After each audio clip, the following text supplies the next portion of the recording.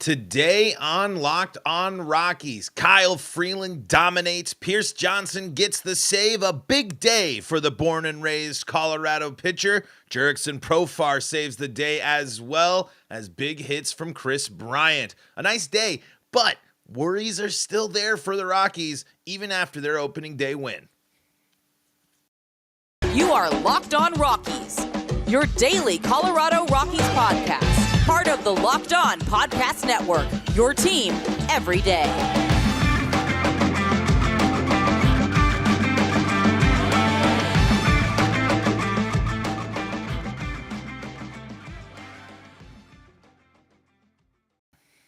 Rock on Rockies fans, welcome into the Locked On Rockies podcast for today, the 7th day of April in the year 2023. I am your host of the Locked On Rockies podcast, Paul Holden, bringing you your daily Colorado Rockies talk right here on the Locked On Podcast Network, where you can find your team every day. And if your team is the Colorado Rockies, well, guess what? You're in the right spot, because that's what we do around here, is we talk about the Colorado Rockies each and every single day, right here on the Locked On Podcast Network. You can find us free and streaming on your favorite streaming service. You can also be part of the show and know when we record our episodes live when you subscribe to the Locked On Rockies YouTube channel. You guys helped us reach our goal of 400 subs by the Rockies opening day. Thank you so much for that. Next goal, 500. We're on the march to 500 YouTube subscribers, so your YouTube subscription is a massive, massive help. So please consider going over to YouTube and subscribing to the Locked On Rockies YouTube channel. And I will tell you this, if we get to 500 subscribers, I will do a giveaway. What that will be, we need to get a little more people in here first before I reveal what that will be. Folks, today on the Locked On Rockies podcast, we are going to celebrate the good stuff. We're going to highlight the positives of yesterday's game. But we have to remind ourselves, and we have to look, and we have to consider some of the issues still, some of the things that are still nagging with the Rockies. But it was a special day for baseball in Colorado. It was an interesting moment, and yes, it wasn't against a great team. Yes, it's Rockies Nationals in April. But yesterday was the example that baseball belongs in Colorado, and pitching in Colorado is doable. It's possible. People can grow up pitching in altitude and go on to be successful major league pitchers. There are numerous arms from Colorado across the league. So it was just kind of cool to see the celebration of the state, the celebration of where everyone is. It was nice to see Coors Field full of mostly Rockies fans. I heard there were some people disgruntled of just random people in Patagonia jackets and such, but that's just, Denver and stuff now in any major metro. But my point is, Kyle Freeland has changed the narrative of the Colorado pitcher. You can sit and say that Kyle Freeland is not great. He might not be a number one. That's not what I'm talking about. I'm talking about good pitching at the major league level from a place that has a notorious reputation as being impossible, why would you ever, difficult to pitch in, and Kyle Freeland has shown that that is not true. Yes, he's from here. Yes, he is someone that has pitched here his whole life. But that's part of my point. He's telling you, embrace the challenge, embrace the adjustments, pitch like I do, and you'll be successful. And this is still a guy, mind you, Kyle Freeland, who is a good pitcher. A pitcher that would start on any major league roster in any rotation. And he's a guy that was able to, it was just not, I don't know, you get your warm fuzzies a little bit from the guy. 17.3 career WAR, 4.20 ERA here lifetime, and 841 innings pitched, 647 strikeouts, 6 of them already this year. Good for Kyle in that regard. I mean, that is a wonderful line. It's an absolutely wonderful line. Roy Halladay here in the chat, absolutely. So I just think it was cool. Pierce Johnson comes in and gets the save. It was just one of those things where it's one of those small little storylines that you pay attention to, and one of those things you feel a little bit better about opening day. Now, let's talk about Kyle Freeland the pitcher, and the performance here. 12 2/3 scoreless to start the year. Stud. He really is someone that the Rockies have been able to lean in and count on. And maybe he's not overly dominating, but he has, scoreless, folks. That's bad. You take back-to-back starts, scoreless starts any day of the week. 5 strikeouts in that game yesterday against the Nationals. 2 walks and given up only 4 hits over 6 2/3. He would have gone longer, but he's still ramping up on that pitch count. And then against the Padres, he gave up only 3 hits, the 1 walk, and the 1 strikeout. Kyle Freeland is an efficient ball player. He's efficient at what he does. He knows what works, and he's doing it. And he's the one that's honestly, I think, been the most consistent. We saw Germán get back into some bad habits. We've seen, and then again, we know the drop-off of this rotation. When you are really breaking it down, when you are thinking about the most consistent pitcher that the Colorado Rockies have, is Kyle Freeland. I think you're going to get more consistency. You're going to get more consistent Kyle Freeland than you're going to get from any other Rockies pitcher in the rotation right now. Germán is going to be close, and I really hope that we get more of a consistent Germán. But Kyle Freeland works his way, and he doesn't back down. I'm not saying that any of the other Rockies pitchers are intimidated or whatever, but look at the way Kyle Freeland is carrying himself on the mound. Look at the strut after striking people out. Look at the confidence that he has in himself and in his abilities, and look at the energy he has when his team backs him up and when he bounces out of situations. Kyle Freeland isn't afraid to show a little emotion. Kyle Freeland isn't afraid to yell a little bit. Kyle Freeland isn't afraid of the moment. He might not always rise to the occasion, but he is never going to back down. And that is someone that the Rockies can consider, or should be. That's why Kyle Freeland was extended by the Rockies. That's why the Rockies believe in him. That's why Kyle Freeland led the rotation last year. Kyle Freeland has shown a lot, and he still has, and he might not still have the highest ceiling or even as much consistency as we'd like, but certainly out the gate to start this season and in recent seasons, Kyle Freeland has been a consistently solid piece for the Colorado Rockies. And I like your question there, Adrian, and I want to get to Joel DeGrace's comment here. And we got to talk about the Rocky who made an absolutely incredible impression yesterday with unbelievable defense. Why was Kyle Freeland, part of why Kyle Freeland was so successful yesterday? It's because his defense backed him up, especially in left field. Jurickson Profar, have a day.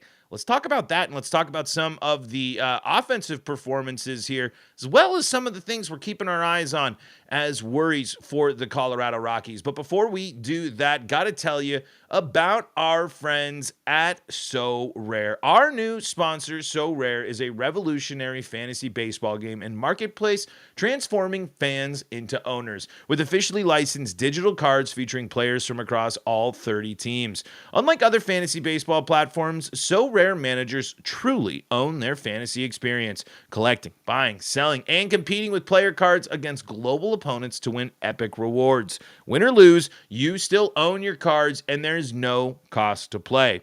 Plus, the more you win, the more you advance, collecting increasingly powerful cards and accessing next-level competitions and rewards. So Rare recently partnered with MLB All-Stars Juan Soto and Julio Rodriguez to serve as brand ambassadors. Both are featured in So Rare's current event brand campaign, and there's going to be all sorts of stuff that they're going to be doing at events throughout the season. Head to SoRare.com/lockedon. That's So Rare, SoRare.com, to draft your team of free player cards. Set your lineup and start competing today to win epic rewards. Again, that's SoRare.com/lockedon to start playing today. This is the Locked On Rockies podcast. We are free and streaming on your favorite streaming service live on the Locked On Rockies podcast YouTube channel. Thank you for making us your first listen of the day. For your second listen, Locked On Fantasy Baseball, Locked On Broncos, Locked On Avalanche, Locked On Buffs, and Locked On Nuggets. Just a couple, for in case you're curious. Joel Grace says, Kyle is showing that a pitcher without a 95-mile-an-hour fastball can succeed in Denver with control and smart pitch calling.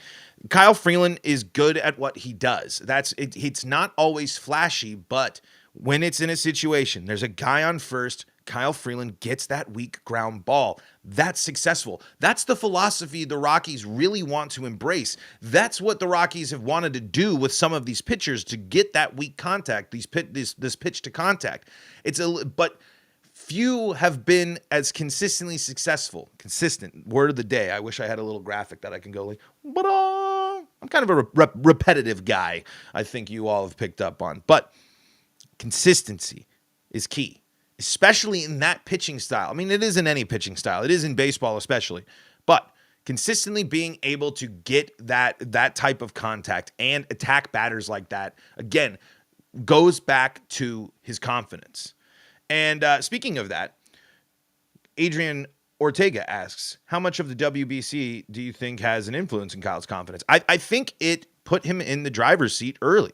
He talks about not being there physically, ramping up and the pitch count and things right now. But you can see the way he approaches it, the way he is on the mound. In his mentality, Kyle Freeland seems to be in not April form. I mean, I'm not saying just because of the hot start and 2 starts, it means he's immediately locked in, but he's going out and making those big defensive plays. He's not afraid to be rolling around and going and tumbling. He's not kind of easing into the season. Right now, Kyle Freeland in his first 2 starts has gone after it. Like I said, with making that big defensive play, with showing the emotion, with striking out more batters. So I think that the World Baseball Classic absolutely had a part to play in Kyle Freeland being ready to go mentally to start the season. I think Kyle Freeland understands his role as a leader now. I mean, he is going to be someone that has been and will continue to be one of the Rockies' biggest representatives.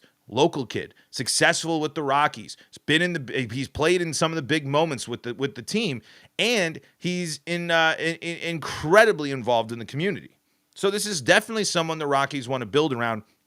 But yeah, to answer your question, I just think that shows the benefit of playing in the World Baseball Classic for guys like Kyle, because they got that taste, that competitive baseball, and Team USA playing all the way up until the end, and Kyle Freeland pitching in the finale. Unfortunately, we know that he gave up the game-winning run, but that offense let him down. Shocker. But it's a moment where Kyle Freeland was called upon in the biggest stage in baseball at one point. It's not the World Series, I know, but at that stage right there, in the world of baseball, at that moment, Kyle Freeland was called upon. And not only called upon, was good, and pitched multiple innings. It wasn't just a one-batter thing. It wasn't anything like that. So I think the World Baseball Classic did wonders for Kyle Freeland. Joel DeGrace says, my only thought with Kyle is I'd like to see a bit of a slower changeup, something in the 80-mile-per-hour range, since his sinker fastball is usually in the high 80s. Kyle Freeland, there's definitely some stuff that you can critique and adjust with Kyle, but it's still really encouraging for someone like Kyle to have scoreless starts, for him to have no runs given up. That's gold for a pitcher like Kyle Freeland. We talked a lot about Freeland. Let's talk about the fact that he was backed up by incredible defense. And that's where it goes to show you where you're not always going to win ball games in these beautiful fashions. You're not going to break your losing streak sometimes in a classic Coors Field game. We had an opening day at Coors Field of a sub 2 hour and 30-minute baseball game that featured 1 run. And that's, a big part because of good pitching on both sides, but it was also because Jurickson Profar made an immediate impact. That's what we saw from Profar highlights the importance of outfield defense at Coors Field. It is so important to have people that can play good defense in the outfield at Coors Field. The offense hopefully is going to start working. The other stuff, but that's impactful. that makes a difference. That literally changes the game. I mean, obviously, but to have that you're much better. Doesn't it feel so much better to have Kris Bryant just playing right field? I'm not really worried. Like, there's nothing about Kris Bryant's defense that I was but he can cover some ground. Now it's less. Now there's two really good athletic fielders in left and center, in Daza and Profar. That's major. That is going to help at Coors Field. That's going to cut stuff out in the gaps. That's going to lead to big plays. That's going to lead to robberies like we saw yesterday. Those were two huge plays. Robbing that home run and then a beautiful diving catch.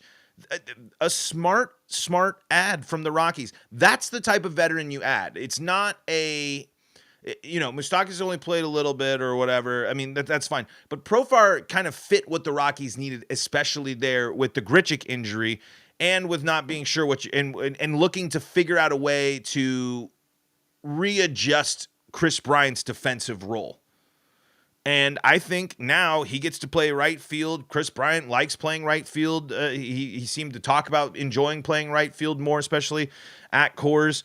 And so this it proves to be a nice little solid move. I'd like to see a little bit more from Profar on the offensive side, but we're hoping more from that. But this is why you go and you sign a former wasn't he number one overall pick or something like that, a former really high top prospect to a 1-year deal, see it figured out, see what happens. That's absolutely why, because they are capable of making plays like that and keeping the Rockies in ball games. I mean, those were critical.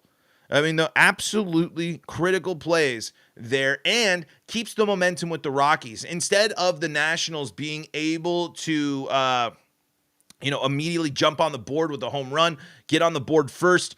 Instead, it's an immediate pendulum shift. It's a huge defensive play that takes all of that energy and pushes it right back onto the side of the Rockies. So great outfield defense from Profar.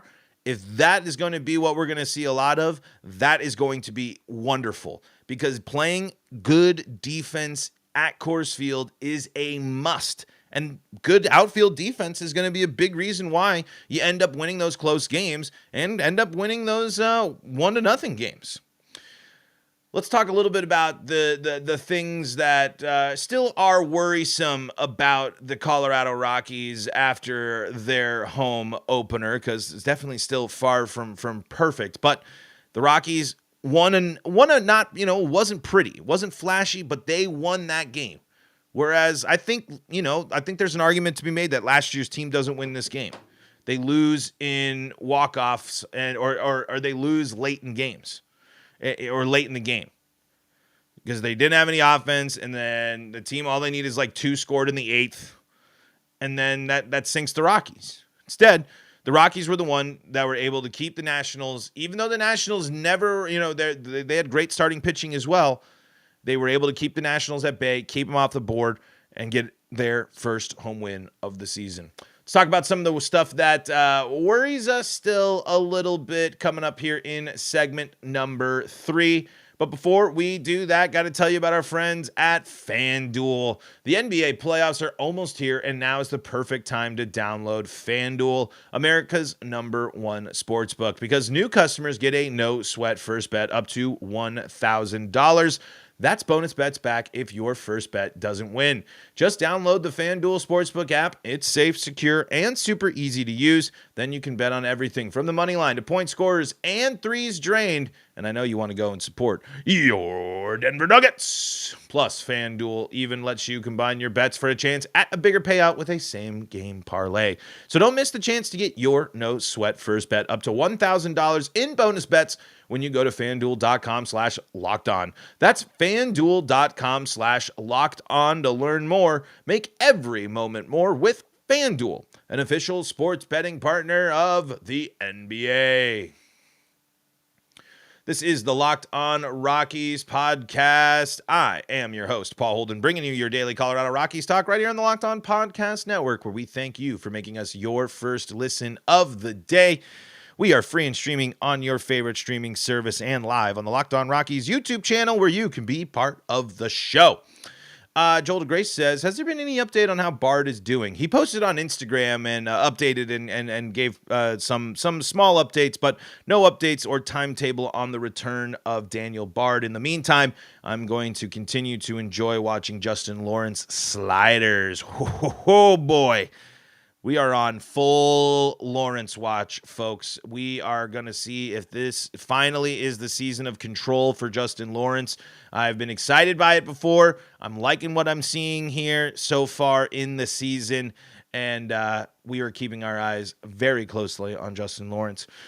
Other things we're keeping our eyes on that aren't necessarily bright spots for the Rockies. This offense, man. Come on. Again, we cannot, this team, it's retooled. There needs to be an adjustment here. We're approaching a 10-game mark, and the Rockies have come nowhere close to replicating the offense of those first 2 games. Whatever it is, they need to make an adjustment. I look at things and I do kind of break things down into 10-game periods because 10 games is usually a week and some change. So that's a pretty good sample size of at least where the Rockies or your team is currently at. So when the Rockies now are approaching their 10th game of the season, this offense is not, again, same thing we've talked about all week. There were so many moments last night, so many opportunities. You cannot just go down on 3 strikes in the dirt and miss out on that. You got to take one of those pitches. Elias Diaz has to stop swinging so hard that he's going to try to spin and drill to the core of the earth. I would like the Rockies to take more pitches. Like just take one. I like the aggression and maybe that's what they want to go after, but when you're going through the lineup a couple times, when you get kind of dominated going through the lineup the first time, I'd like to see more in-game adjustments from batters. Because I think that's why you're seeing other batters have success. Kris Bryant might not be always barreling things up, but he's finding the way to put the ball in play enough to get it into, to score. And in certain situations yesterday, the Nationals certainly gave the Rockies ample opportunities with the errors and the sun being an issue for them yesterday. But he's also just kind of fighting pitches off or maybe barreling things up and not launching them, but poking them into the right areas. Eleris Montero is swinging the bat well at the moment, and had a multi-hit game yesterday. I believe he ended up 3 for 4 yesterday, which is huge for him. But like to see a little bit more from the Rockies offense. I want to see this team that went after San Diego, and I'd like to see that over the weekend. And hopefully we now get it. We had the first game, of course, is out of the way. Now you're gonna have to hit, because the rotation continues to be up in the air. Now the Rockies and in terms of your confidence in your starting pitching goes down because you're kind of just wondering what Jose Urena is going to do today and what Gomber and what Feltner are capable of here going through the weekend. Your best 2 pitchers have done it or are spent. Now, can these questionable starters, beat the bad teams? And can this offense go after now, one deeper into the rotation of the Washington Nationals? While the Nationals are going up against, middle of the rotation and later for the Rockies, the Rockies are doing the same. So this Rockies offense needs to pick up the pitching this weekend, especially if it's going to turn into a couple of shootouts. But all in all, solid opening day, quick ball game. 1-0 win for the Rockies. KB gets the RBI. Like I said, Montero, few hits there, looking good. Big storyline though. Kyle Freeland, the Colorado kid, dominating on opening day, and stellar elite defense from Jurickson Profar. Folks, that is going to do it for today's episode of Locked On Rockies. Thank you all so much for making us your first listen of the day. We are free and streaming on your favorite streaming service anytime you'd like, on the Locked On Rockies YouTube channel as well, where you can catch the shows recorded live there as well. Hope you have a wonderful weekend filled with Rockies baseball. Thank you for making us your first listen of the day. Go check out Locked On Fantasy Baseball, Locked On Broncos, Locked On Nuggets, Locked On Avalanche, and Locked On Buffs for your second listen of the day. And until next time, this is Paul Holden saying so long from the Locked On Rockies podcast.